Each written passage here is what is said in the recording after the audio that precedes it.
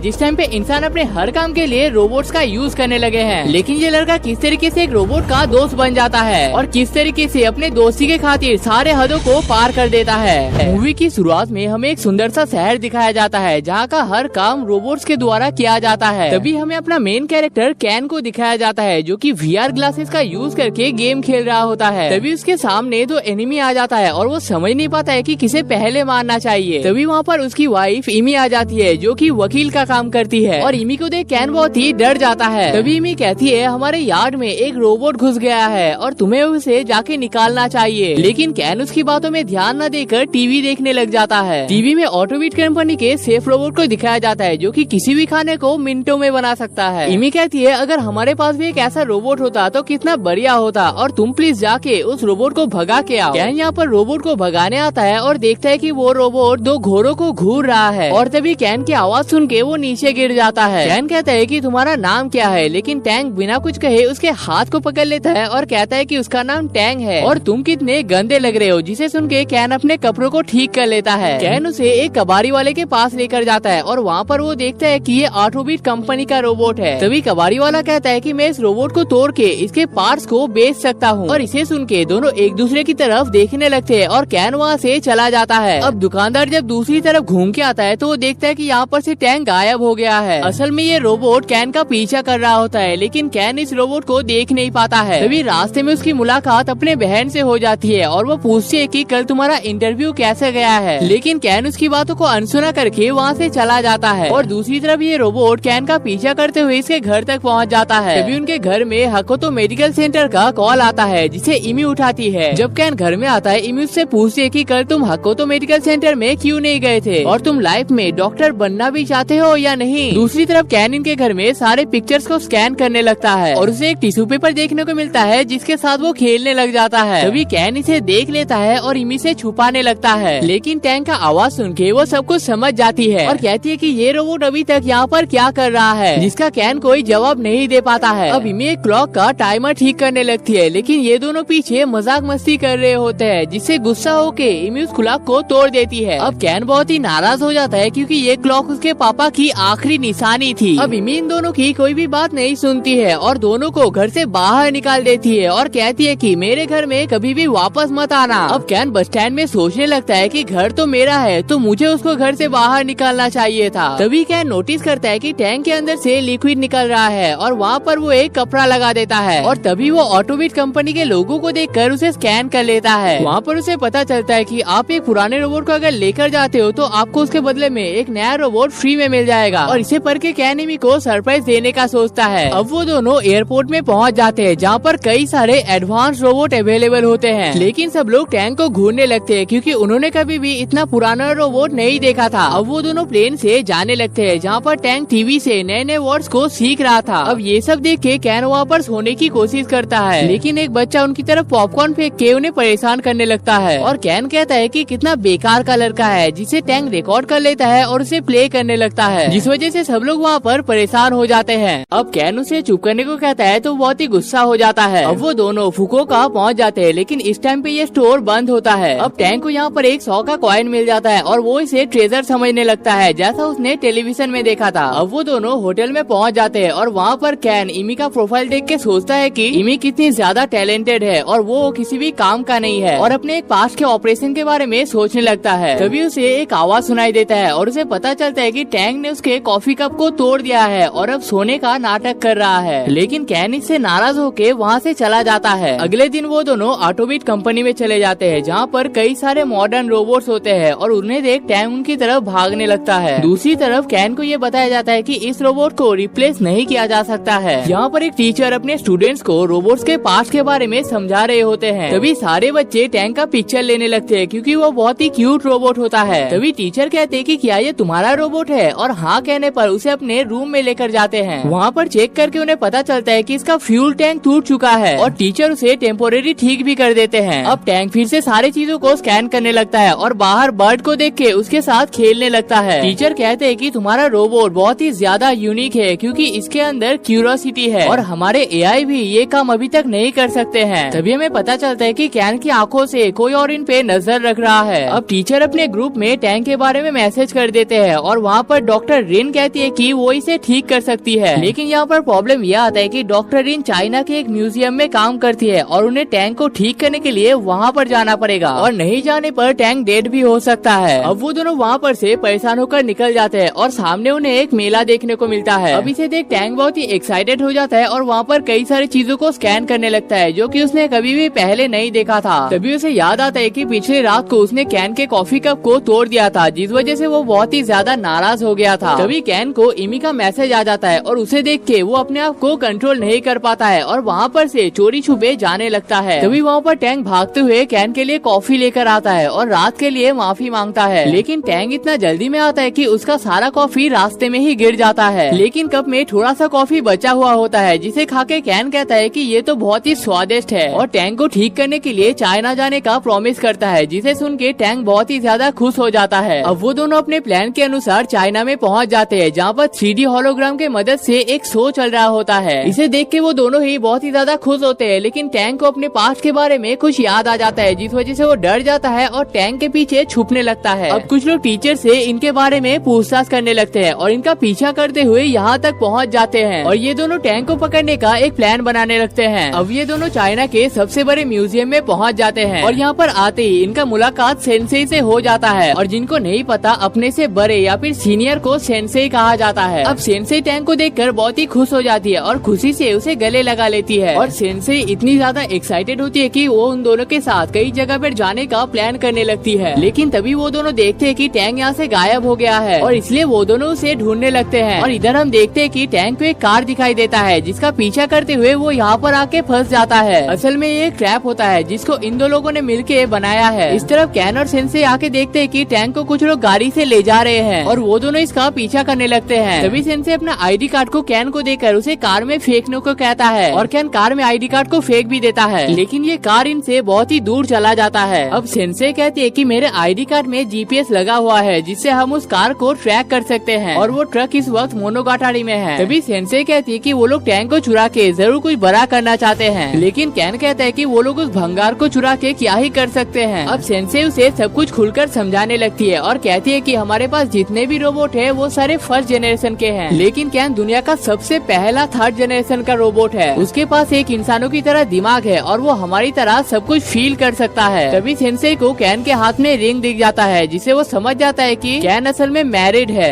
दूसरी तरफ कैन के घर में उसकी बहन आई हुई होती है और वो कहता है कि पहले मेरा भाई एक डॉक्टर बनना चाहता था, लेकिन पापा के गुजर जाने के बाद वो बहुत ही ज्यादा बदल गया है। अब इमी कहती है कि मैंने जब इससे पहली बार बात किया था मुझे लगा था कि एक ऐसा लड़का है जो डॉक्टर बन के सबकी मदद करना चाहता है, लेकिन अब शायद वो लड़का कहीं पर खो चुका है। अब वो दोनों GPS का फॉलो करके एक गोडाउन में पहुंच जाते हैं और तभी इमी कैन को कॉल करके कहती है कि वो अब इस रिलेशनशिप से बोर हो चुकी है और वो अब कैन के साथ अपना लाइफ स्पेंड नहीं कर सकती है। अब इसे सुन के कैन का दिल टूट जाता है और सेंसेई पूछती है कि तुम्हारे साथ क्या हुआ है। तो कैन कहता है कि यहाँ पर आने से पहले उसका इमी के साथ झगड़ा हुआ था और इमी अब उसके साथ रहना नहीं चाहती है। अब यहाँ पर कैन और सेंसेई देखते हैं कि वो दोनों टैंक को परेशान कर रहे हैं। अब उन दोनों के साइड में जाने के बाद कैन और सेंसेई टैंक को छुड़ा लेते हैं और वहाँ पर से जाने लगते हैं। अब यहाँ पर डॉक्टर अशोका आ जाते हैं और साथ ही में वो दोनों भी आ जाते हैं। अब कैन कहता है कि तुम दोनों टैंक को किडनैप क्यों करना चाहते हो। तो डॉक्टर अशोका कहते हैं कि टैंक तुम्हारा नहीं हमारा रोबोट है और उसके न्यूरोचिप को देखकर कहते हैं कि ये काम जरूर डॉक्टर प्रभास का होगा। सेंसेई पूछती है कि डॉक्टर प्रभास कौन है। अशोका कहते हैं कि तुम लोग अब टैंक को भूल जाओ और उसे खींच कर यहाँ पर से ले जाने लगते हैं। कैन उन्हें रोकने के लिए जाता है, लेकिन उनके हाथ में इलेक्ट्रिक गन होता है। अब कैन एक आइडिया लगाता है और कहता है कि वैसे भी मुझे स्टीन के डब्बे की कोई जरूरत नहीं थी और तुम लोग इस डस्टबिन को ले जा भी सकते हो। अब इसे सुन के टैंक बहुत ही गुस्सा हो जाता है और अपने सर से धुआं छोड़ने लगता है और कैन एक बॉल का यूज करके शॉकिंग गन को दूर में फेंक देता है। तभी सेंसेई उस मशीन से एक आदमी को शॉक देकर उसे बेहोश कर देती है। अब वो आदमी बिल्कुल भी हिलडुल नहीं रहा होता है और वो कहता है कि ये आदमी क्या अभी भी जिंदा है। तभी कैन उसके हार्ट बीट को ट्रैक करके कहता है कि हाँ ये अभी भी जिंदा है। अब सेंसेई इलेक्ट्रिक शॉक से सबको डराने लगती है और कैन और टैंक को वहाँ से जाने को कहती है और कहते हैं कि डॉक्टर प्रभास एक बहुत बड़े साइंटिस्ट है और वो जरूर टैंक को ठीक कर सकते हैं। अब कैन थोड़ा सा आगे जाके देखता है कि टैंक बिल्कुल भी हिलडुल नहीं रहा है और उसका फ्यूल भी खत्म होने को आया है और अगर ये खत्म हो गया तो टैंक को रिवाइव करना बहुत ही मुश्किल हो जाएगा। तभी उनके पास एक कॉल आता है और वो कहते हैं कि उनका नाम डॉक्टर प्रभास है और उन्होंने टैंक को बनाया है। तभी कैन टैंक को दिखाता है और कहता है कि इसे क्या हुआ है। तो डॉक्टर प्रभास कहते हैं कि इसे कुछ भी नहीं हुआ है, ये बस ओवरहीट हो गया है और ठंडा होते ही ये ठीक ठीक हो जाएगा और ठीक होते ही इसे मेरे पास लेकर आना। अब वो दोनों बस से प्रभास के घर में जा रहे होते हैं और रास्ते में उन्हें एक एक्वेरियम देखने को मिलता है, जिसे देख के टैंक वहाँ पर जाने की जिद करने लगता है। अब कैन का मन तो नहीं करता है, लेकिन टैंक की वजह से वो वहाँ पर जाने के लिए राजी हो जाता है। लेकिन वहाँ पर जाके वो व्यू को बहुत ही ज्यादा एंजॉय कर रहा होता है। तभी वो टैंक के साथ बिताए सारे पलों को याद करने लगता है और सोचता है कि हम कितने कम वक्त में कितने अच्छे दोस्त बन गए हैं। तभी वहाँ से आते वक्त टैंक पानी में गिर जाता है और उसे बचाने के लिए कैन भी पानी में कूद जाता है। अब अगले सीन में हम देखते हैं कि कैन एक कपड़े से टैंक को साफ कर रहा होता है और कहता है कि तुम थोड़ी देर बाद ही अपने नए घर में शिफ्ट हो जाओगे और वहाँ पर जाके तुम्हें किसी को भी परेशान नहीं करना है और तुम मेरे साथ नहीं रह सकते क्योंकि मैं तुम्हारा ध्यान नहीं रख सकता हूँ और असल में मैं कोई भी काम नहीं कर सकता हूँ।